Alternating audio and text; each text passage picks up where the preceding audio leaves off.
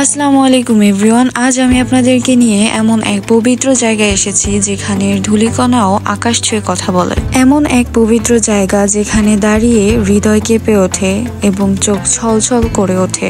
হ্যাঁ, আমি এখন রয়েছি মক্কা আল মুকাররমা, মুসলিমদের হৃদয়ের স্পন্দন, আমাদের ইমানের জায়গায়, মক্কা নগরীতে। মক্কা সৌদি আরবের এক পবিত্র শহর যেখানে রয়েছে কাবা শরীফ। এখানে আমাদের প্রিয় নবী হযরত মুহাম্মদ সাল্লাল্লাহু আলাইহি ওয়াসাল্লাম জন্মগ্রহণ করেছেন এবং এখান থেকেই ইসলামের আলো ছড়িয়ে পড়েছে সারা বিশ্বে। প্রতিটি রাস্তা, প্রতিটি পাহাড় যেন এক একটি ইতিহাসের পাতা।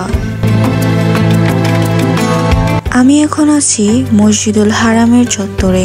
কোটি কোটি মানুষ এখানে উমরা করার জন্য এসেছে। একবার কাবা শরীফ নিজ চোখে দেখার জন্য সবাই এগিয়ে যাচ্ছে কাবার উদ্দেশ্যে।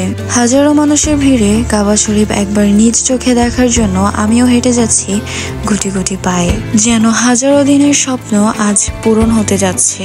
যতই সামনে এগোচ্ছি ততই কাবা শরীফের সৌন্দর্য আমাদের চোখে ভাসছে। এই অনুভূতি ভাষায় প্রকাশ করা যায় না। মনে হচ্ছিল আমি স্রষ্টার একদম কাছে চলে এসেছি। সামনে কাবা শরীফ, কোটি কোটি মানুষের স্বপ্নের জায়গা। নামাজের আগে এবং পরে মানুষ ঝর্ণার মতো এই পবিত্র জায়গায় ভিড় করে। চোখে পানি আর হাতে দোয়া নিয়ে দাঁড়িয়ে আছে হাজার হাজার মুসলিম। এ যেন এক স্বপ্নের জায়গা যেটা আজ বাস্তবে পরিণত হয়েছে। কাবার এক পাশে রয়েছে হযরতে আসওয়াদ, কালো পাথরটি।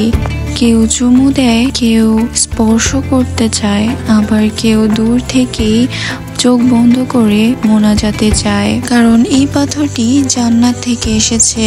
এটি যেন আমাদের ইমানের জীবন্ত এক সাক্ষী। উমরার কাপড় পরিধান করার পরে কোনো অহেতুক কাজ করার থেকে বিরত থাকাই উত্তম। তা না হলে কাফারা দেওয়ার সম্ভাবনা থাকতে পারে। কাবার ঘর মাঝে রেখে হাজার হাজার মুসলিম এখানে তওয়াফ করতেছে। মহান আল্লাহর নির্দেশে হযরত ইব্রাহিম আলাইহিসসালাম এবং হযরত ইসমাইল আলাইহিসসালাম মিলে কাবার ঘর নির্মাণের কাজ সম্পন্ন করেন। নির্মাণের সময় হযরত ইব্রাহিম আলাইহিসসালামের পায়ের ছাপ একটা পাথরে চিরস্থায়ী হয়ে থেকে যায়, যেটা এখন সংরক্ষণ করা আছে কাবা শরীফের সাথেই। কাবা ঘিরে হাজারো মানুষ তওয়াফ করতেছে, তাই এই ভিড়ের মধ্যে আমরা না গিয়ে উপরেই আমরা তওয়াফ করতে শুরু করি। নিচে আমরা 3 বার তওয়াফ করেছি। এরপরে এত পরিমাণের ভিড় হয়েছে যে আমরা উপরে চলে গিয়েছিলাম। হাজারো মানুষের ভিড়ের মধ্যে আমি নুরিয়া কাবা শরীফ একবার ছুঁয়ে দেখারও চেষ্টা করেছি এবং আমি সফলও হয়েছি আলহামদুলিল্লাহ। কাবা শরীফ ঘিরে 7 বার তওয়াফ করার পরে আমরা চলে যাই সাফা থেকে মারওয়াতে। এই সেই পাহাড় যেখানে জমজমের পানি নির্মাণ হয়েছে। হযরত হাজেরা আলাইহিসসালাম ও ইসমাইল আলাইহিসসালামের থেকে জমজম কূপের সৃষ্টি হয়, যা মুসলমানদের কাছে এখনো গুরুত্বপূর্ণ পানির উৎস। হযরত ইব্রাহিম আলাইহিসসালাম হযরত হাজেরা আলাইহিসসালাম ও তার শিশু ইসমাইল আলাইহিসসালামকে যখন মরুভূমিতে রেখে যান তখন সেখানে পানি ছিল না। হযরত ইসমাইল আলাইহিসসালাম সেখানে কাঁদছিলেন। মা হাজেরা আলাইহিসসালাম পানির খোঁজে 2 পাহাড়ের মাঝখানে বারবার দৌড়াচ্ছিলেন, সাফা থেকে মারওয়া এবং মারওয়া থেকে সাফা, মোট 7 বার। এই মহান ত্যাগ ও ধৈর্যের নিদর্শন হিসেবে হজ ও উমরাতে সাই ফরজ করা হয়েছে। এটি এখন সম্পূর্ণ আধুনিকভাবে নির্মাণ করা হয়েছে যাতে উমরা এবং হজের মুসলিমদের কোনো অসুবিধায় না পড়তে হয়।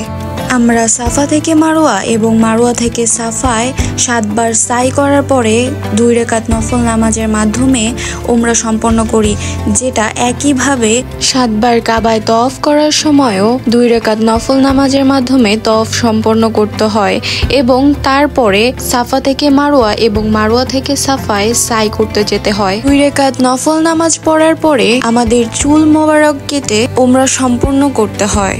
উমরা সম্পূর্ণ করার পরে আমরা হোটেলে চলে গিয়েছিলাম এবং দুপুরে আমরা আবার চলে আসি আল্লাহর ঘর নামাজ আদায় করার জন্য।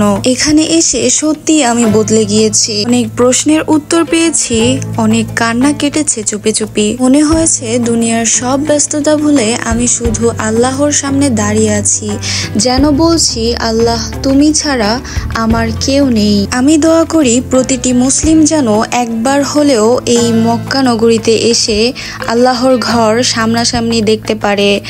এই ছিল আমার মক্কা সফরের ছোট্ট একটি ভাগ। আশা করি আপনাদের ভালো লেগেছে।